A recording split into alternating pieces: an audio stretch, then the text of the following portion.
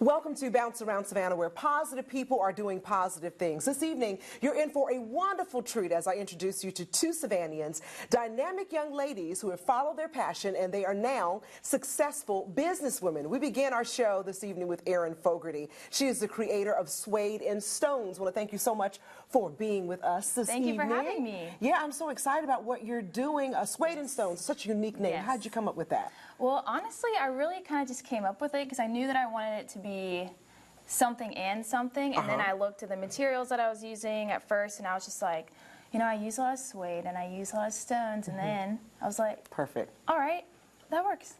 So now that you are doing this, how did you decide that you would actually do a jewelry line? Were you one of these people who just tinkered around at home and made stuff that people said, ooh, that's cute? Okay, I kind of did that, but then, okay, so I got the opportunity to go to study abroad in Spain the summer of 2014, and so to raise money for spending money, I was like, oh, maybe I could do something because I was in college, so I didn't have a job. And I was like, okay. So I looked online, and I was like, and so a lot of people made jewelry, and I was like, huh, okay, maybe I'll try that. So then I looked up all this stuff, like, oh, how to make bracelets, necklaces, all that stuff, and then that turned into like a really big success, but then I kind of stopped. And then in January of 2016, I kind of picked it back up again. But you were, at first, you were just making things for your sorority sisters when you were at Georgia. Yes. When I was it was this time last year, January, and I was like, I just started making stuff, and I saw stuff online, and I was like, it's really expensive, and it kind of looks like that, like one of us could make it. And I was like, well, why don't I just try it? And it worked. And so you made that big leap and decided to present your creations to the world. Yes. Well, at first it was just me selling to my sorority sisters, family, friends, all that stuff. And I was like, well, I mean, because I did it off Etsy, which is a really good platform for anybody who wants to start off with anything, because it kind of has everything set out for you. It wasn't like I had to go create my own website or anything like that. Like, I just kind of put pictures up of that, how much does it cost, and then it's online. So now we can find bracelets and rings and necklaces. I'm so excited because you let me wear one of your pretty necklaces. This is one of them. We have three lovely models who've agreed to show off just some of what you make. Let's bring them over. We'll start with Teddy Roundtree. Come on over very quickly. Teddy had, a beautiful set on. Why don't you tell everybody about this one? Okay, well, this one, actually, I really like the chain. I started doing this one probably like October-ish, just because it was kind of more wintry and stuff like that. But then it actually has a magnetic clasp in the back, so you can kind of just take it off like that. So easy, yeah. And then she also has on a wrap bracelet, which I do myself as well. And so you can either wear this as a bracelet or a necklace.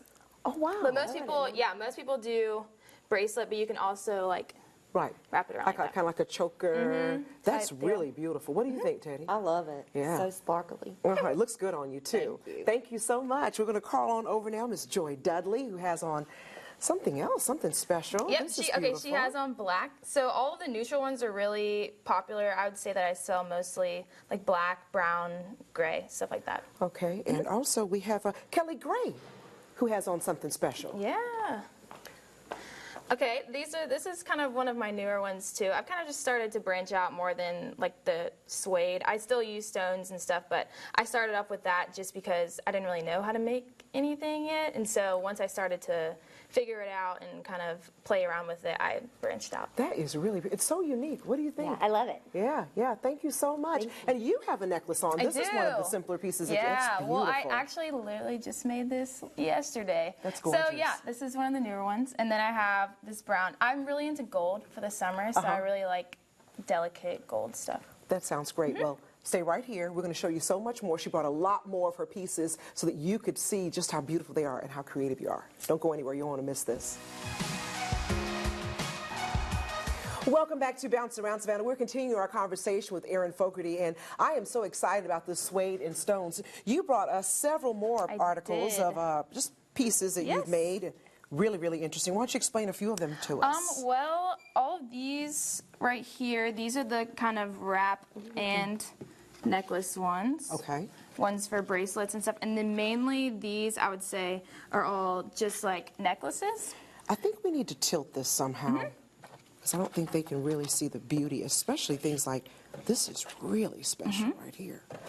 So How'd you decide on these stones? They're all so different and they're all quite unique. At first I started with just like the neutrals and the whites and stuff like that, but then once I started going into more, you know, in depth and people started liking these, I was like, well, why don't I branch out and kind of explore other types of things. And so I saw that these, I mean, they both have the connectors on the side, so I was like, why not just see if somebody likes that? And right.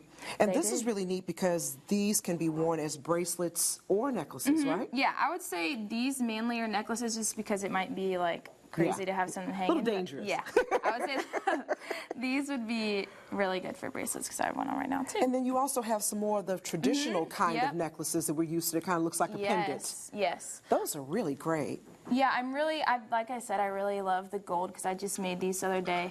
And then I kind of just like, I really like the fact that you could have like a one-of-a-kind thing. So maybe I'll only do like 2 or 3 of these and like just put those 2 or 3 online and be like, these are the only ones that I'm ever going to make. Right, so right. I really like the aspect that you could have something that's one of a kind and nobody else would have this is definitely quite unique. Just tell me about the process that you take when it comes to coming up with the idea, and what do you do in order to, how long does it normally take you for a piece? I'm sure it depends on what you're working on. Yeah, it definitely depends.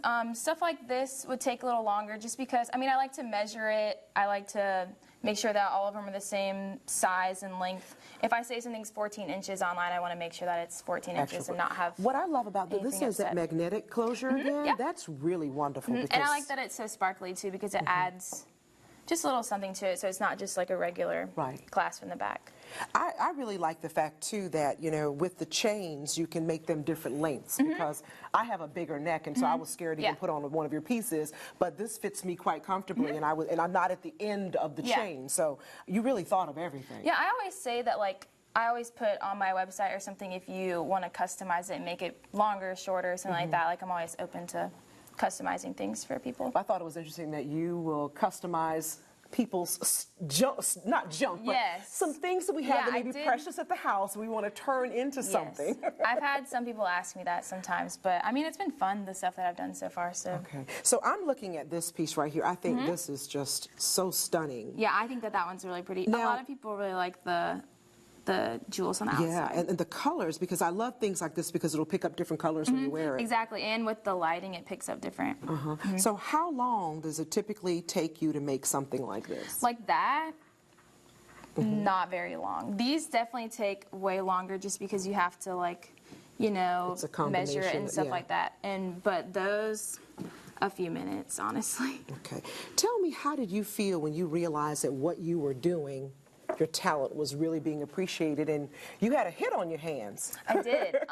Well, basically during the summer, I think that in May I really picked it up because I was doing an internship, which was, I mean, it was really time consuming, but I still could balance doing this. And so once I realized that I was getting like a lot of orders within a week, and my parents were like, are all these like yours? And I was like, yeah, they're mine. And then it really picked up over the holidays. Like I would probably have like 50 a day, and I would have to go to work, and then I would just like stay up really late and do all of them. Yeah. And you're still at that point where you are hand making everything. So it's not like it's just me. My dad has sometimes 5 people who are turning these out. No, that is really no awesome. Workers.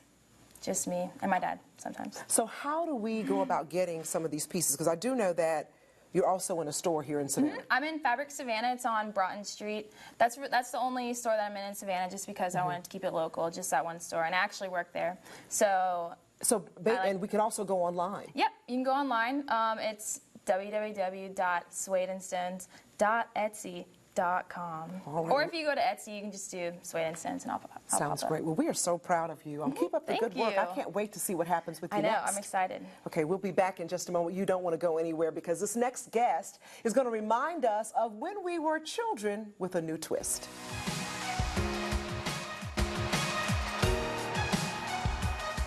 Welcome back to Bounce Around Savannah. I am so excited to be here with our next guest. She's Ebony Clark, the founder of E-Couture Sweets Boutique. I want to thank you so much for being with us. Got to ask you the first question, just in the basics. What is a sweets boutique? A sweets boutique is actually like a sweet shop, but we specialize and customize our items for our customers. Oh, wow. Well, you have some pretty, gorgeous items here. Thank really you. Too pretty to eat. Yes. So what can we expect when we come into your place? I mean, what all do you offer? Well, we offer a variety of sweets, such as candy apples, caramel apples, our signature banana pudding gourmet apple. We have anything chocolate dip, like strawberries, Rice Krispie treats, cookies, pretzels, gourmet popcorn. We have it all. Oh my gosh, and you even do cupcakes and cake, everything We do that cupcakes. you could possibly imagine. Not cakes just yet, Yeah. but we're on the road to it, but we do cupcakes. Yes, ma'am. That is really, really impressive. Now, would you say your candied apples are your bestseller?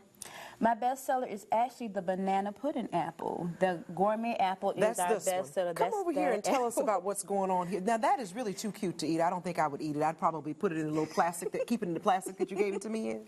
That is really special. Thank you. Explain what's going on.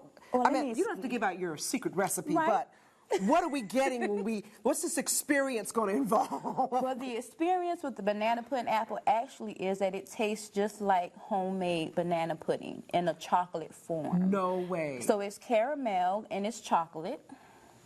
And we use vanilla wafers to accentuate the apple. So that's this one right here. That's Ooh. that. We love that apple. That apple is our best seller. We just introduced our banana pudding gourmet popcorn, which is actually made out of the same ingredients, but in a So popcorn the popcorn tastes like banana pudding. Yes, ma'am. You want to taste it? Yeah, we have to taste that. Okay. We'll have to taste that. This is amazing. So tell me about this apple over here, too. Oh. That is banana pudding. Okay, I like that. And tell me about the other apples that you do. Of course, as with any sweet shop, we always keep the basics and the originals because people love that. Like you said, it's like having a kid at heart. So we like to express that with our original caramel, which is homemade caramel with peanuts. Some people like pecans, some people like peanuts, but you know, it's made to order, so we do whatever they like. And then the original red candy apple, of course. You know, candy apples have come a very long way. So now we can make them different colors, different flavors. We can add any kind of design to them. So we customize them a lot, but I like to keep the basics and the originals. It keeps you grounded. Well, I haven't had a candy apple in forever, but I'll tell you, growing up as a kid, that was what I looked forward to. Along with the rides at the fair, once a year you had to get that candied apple. Yeah. But it's just interesting how it's high-tech and fancy now. Right, we have really evolved in the sweets industry. Yeah, and so you also have, you said Rice Krispie treats? These are chocolate-covered Rice Krispie treats with our signature milk chocolate that my son helped me comprise. We have chocolate-dipped sugar cookies and strawberries and marshmallows. Oh, my goodness. You mentioned your son, who is a very big part of your business. He's, what, 16 now? He's 15. 15 years old. So you were doing your thing with sweets, and then he came up with something pretty special. He did. We actually started Equal Tour Sweets by way of Halloween. Because you wanted to do something special for him. Right, just want to do something special for the kids. And I said, let's make candy apples. And we made a candy apple, and it took off from there. So everybody started asking about, do you chocolate-covered strawberries? And I was like, yes. So, you know, of course you go with the basics. But then my son said, Mom, I can make your chocolate taste better.